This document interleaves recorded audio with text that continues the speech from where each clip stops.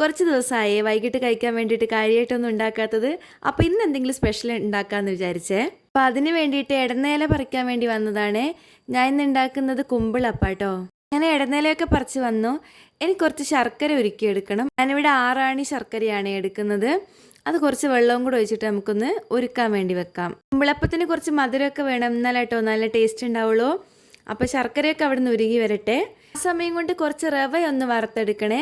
നമ്മൾ റവ ഉപയോഗിച്ചിട്ടാട്ടോ ഉണ്ടാക്കുന്നത്, അരിപ്പൊടി വെച്ചിട്ട് ഉണ്ടാക്കാവേ. റവ നന്നായിട്ടൊന്ന് വറുത്തെടുക്കണേ. ഇതിൻ്റെ കളറൊക്കെ മാറി ചെറിയൊരു ബ്രൗൺ കളറൊക്കെ ആവും.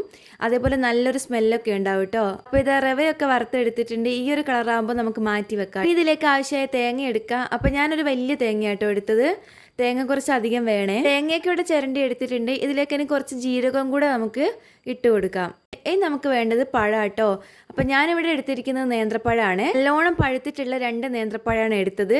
മൈസൂർ പഴം വെച്ചിട്ടും ചക്കപ്പഴം വെച്ചിട്ടൊക്കെ ഇത് ഉണ്ടാക്കാവേ. ഇതിൻ്റെ തൊലിയൊക്കെ കളഞ്ഞ് ചെറിയ കഷ്ണങ്ങളാക്കി എടുത്തിട്ട് മിക്സിയിലൊന്ന് നന്നായിട്ടൊന്ന് അരച്ചെടുക്കാം. അതും അവിടെ മാറ്റി വെച്ചിട്ടുണ്ട്. നമ്മൾ കുറച്ച് വെള്ളം തിളക്കാൻ വെച്ചിട്ടുണ്ട്. ഇതിലേക്ക് ആവശ്യമുള്ള കുറച്ച് ഉപ്പും കൂടെ ചേർത്ത് കൊടുക്കുന്നുണ്ട്. ഈ റവ എന്ന് നമുക്ക് കുഴച്ചെടുക്കണം. ആദ്യം നമ്മൾ കുറച്ച് ചൂടുവെള്ളം ഒഴിച്ചിട്ടാട്ടോ കുഴച്ചെടുക്കുന്നത്. തിളച്ച വെള്ളമാണ്. ചെറുതായിട്ടൊന്ന് കുഴച്ചെടുത്ത് കഴിഞ്ഞാൽ നമുക്കിനി ശർക്കര ചേർത്ത് കൊടുക്കാം. ശർക്കര ഒന്ന് അരിച്ച് ചേർക്കണേ. ചെറിയൊരു ചൂടോട് കൂടിയാണ് ശർക്കര ഒഴിക്കുന്നത്. ശർക്കരയും കൂടെ ഒഴിച്ചിട്ട് നന്നായിട്ടൊന്ന് ഇളക്കിയെടുക്കണേ. അതിനുശേഷം നമ്മൾ അടിച്ചു വെച്ചിട്ടുള്ള പഴവും കൂടെ ഇതിലേക്ക് ചേർത്ത് കൊടുക്കാവേ. പഴവും കൂടെ ചേർത്തിട്ട് നന്നായിട്ടൊന്ന് മിക്സ് ആക്കി എടുത്തിട്ടുണ്ട്.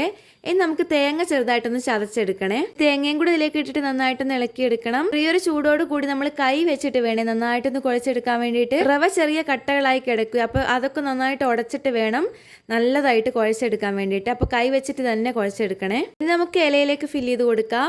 ഇല ഇതുപോലെ കുമ്പിളാക്കിയിട്ട് അതിലേക്ക് നിറച്ച് കൊടുക്കാം. അപ്പം മാവൊക്കെ നമ്മൾ ഇടനേലയൊക്കെ റെഡിയാക്കി എടുത്തിട്ടുണ്ട്. നമുക്കിത് ആവിയിൽ വേവിച്ചെടുക്കണേ. ഇഡ്ഡലി ചെമ്പിൽ നമ്മൾ വെള്ളം തിളക്കാൻ വെച്ചിട്ടുണ്ട്. നമുക്കിതെല്ലാം കൂടെ അതിലേക്ക് എടുത്ത് വെച്ച് കൊടുക്കാം.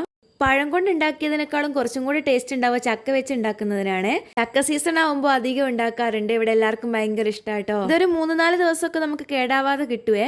രാവിലത്തെ ചായക്കും വൈകിട്ടത്തെ കട്ടൻ ചായക്കും ഒക്കെ ഇത് കഴിക്കാട്ടോ. അപ്പം അടിപൊളി ടേസ്റ്റ് ആണ്. ഇതെല്ലാം വെന്ത് കിട്ടിയിട്ടുണ്ട്. നമ്മൾ കുറച്ച് കഴിഞ്ഞിട്ടാട്ടോ അടപ്പെടുത്തത്.